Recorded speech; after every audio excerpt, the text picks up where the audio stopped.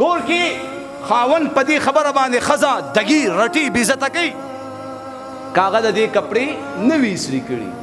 هغه د دې سالن لږ خراب کړی وي، هغې کور نه وي جارو کړی، هغې ماشومان په وخت سکول دپاره تیار نه کړه، په ایمان وایي دا زنانه وهلم خوري، ټکولم خوري، بې عزتي خوري، د پلار او د مور کنځلې م ورته کوو،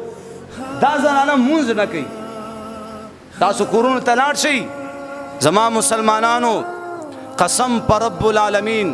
د یوې ښځې د لاسه د یوې ښځې د لاسه به 4 کسان د جهنم په اور باندې سوځېږي، که دې باندې د جنت ټاپه ولې نه وي لګېدلې، د دې زنانه لاس به وي، زما او ستا ګریوان به وي، هغې کې یو پلار دی،